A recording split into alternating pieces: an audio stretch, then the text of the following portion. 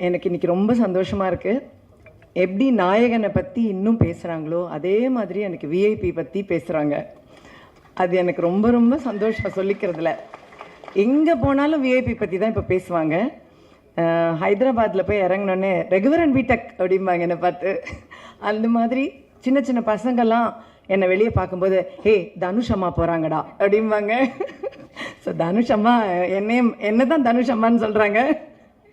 அந்த அளவு எனக்கு ரொம்ப ரொம்ப சந்தோஷமாக இருக்குது. எல்லாருக்கும் அது ஒரு ஸ்டாண்டர்ட் தனுஷ் அம்மா.